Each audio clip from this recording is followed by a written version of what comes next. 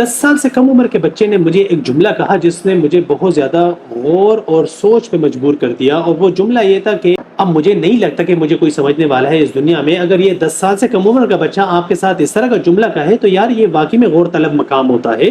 یہ بچہ جس کی نگہداشت میں ہے، اس بچے کا بروٹ اپ جن کے ہاتھوں میں ہے، یا اس بچے کے جتنے بھی سربراہ ہیں، چاہے وہ اسکول میں ہو یا پھر گھر میں ہو، جدھر بھی ہو، ان سربراہوں کو اس جملے کے حوالے سے سوچنا چاہیے کہ یہ بچہ 10 سال کی کم عمر میں اس طرح کا سوچ کیوں رکھ رہا ہے۔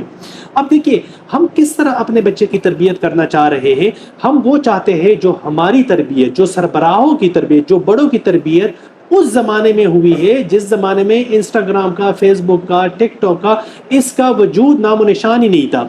اب یہ بچہ دیکھیے یہ اچھی چیز ہے، بری چیز ہے، وہ بات کی بات ہے، لیکن ہے، موجود ہے، اس سے ہم لوگ کنارہ کشی نہیں کر سکتے، نہ ہم خود کرتے ہیں نہ ہم اپنے بچوں کو کرا سکتے ہیں۔ موبائل،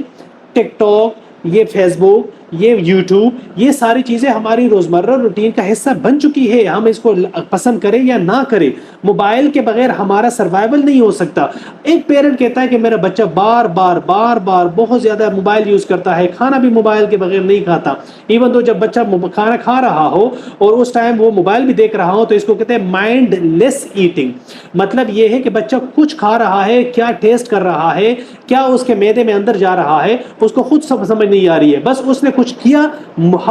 اس طرح منہ ہلایا، کھانا منہ میں رکھا اور اندر بھی گیا کچھ، اس کو سمجھ کچھ نہیں آیا۔ والدین خوش ہوتے ہیں اس بات پہ کہ چلے یار بچے نے ایک روٹی پوری کھا لی۔ نہیں، ایسا نہیں ہے، یہ مائنڈ لیس ایٹنگ ہوتی ہے جب آپ کا مائنڈ ایک طرف ایکٹیو نہ ہو اور ایک کام ہو رہا ہو تو اس کا کوئی اثر نہیں ہوتا، ایون دو اگر وہ اس کی اتنے کی جگہ اتنا بھی ہو جائے۔